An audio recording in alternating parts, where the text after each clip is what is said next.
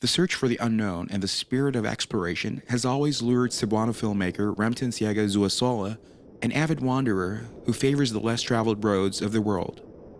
But wherever his journeys took him, he always comes back to the historic island that raised and nurtured him and his art, a dot in the globe that became a stage of an epic battle that changed the course of world history half a millennia ago. Remten has always dreamt of making a film about that epic battle. And so he started his research right in the heart of the once powerful kingdom behind that 1519 expedition to the Orient. Here in the Naval Museum of Madrid, he learned about the grand ships of Magellan's fleet, how they were built, and the naval equipment used in the 15th century. He also saw the advanced weaponry used by the Spaniards that are now side by side with the weapons of the natives that defeated them. Inside the museum hangs a portrait of a man of divisive character, both adored and abhorred even today.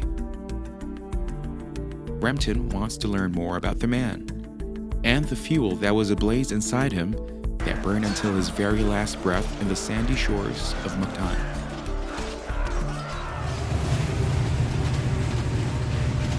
So he crossed the border to Spain's neighboring country that was once her fiercest rival in world domination, Portugal.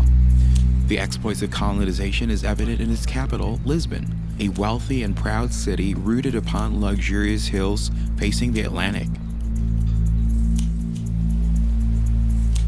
In the northern banks of the Tagus River stands the towering Monument of Discoveries, erected to celebrate Portugal's achievements during the Age of Exploration. Here, Magellan is seen holding a ring, signifying the first circumnavigation, standing alongside the luminaries of Portugal's naval history.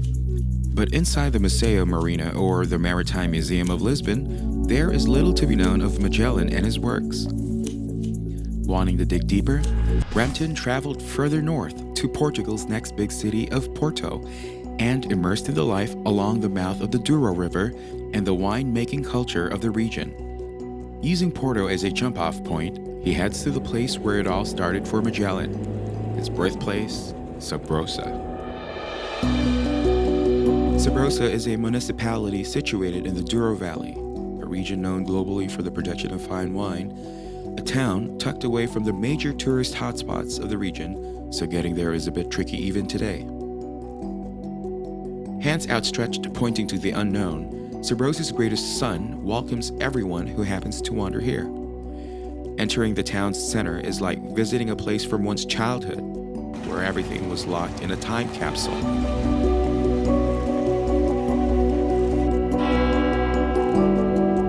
Quaint and quiet, Sabrosa welcomed Remten, who met with Alfredo Martins, a local of Sabrosa who kindly shared his knowledge of his town. Alfredo brought Remten to their church, and inside, a familiar face greeted him, the child Jesus of Cebu, who now rests in one of their altars, a sign of the deepening friendship between these places. Back in 2014, Cebu City and the municipality of Sabrosa signed a sisterhood pact that binds them together in shared history as great milestones of Magellan's circumnavigation of the globe. Sabrosa even honored Cebu by naming a street after it. Wanting to contribute to Remten's research, Alfredo shared some precious books pertaining to Magellan's voyage and their copy of the Treaty of Tordesillas. One of Sabrosa's greatest treasure is the well-preserved Casa Berriera, the birth home of Ferdinand Magellan, where he spent his formative years until he left to join the royal court in Lisbon when he turned 12. Tradition for all the people that came to Sabrosa that are intent to know about the life of Magellan here, and this is the house, and one of the proofs that it was his house is that his coat of arms was destroyed by the orders of the King of Portugal, Dom Manuel. Alfredo pointed out a spot in the wall where the Magellan's family coat of arms would have been.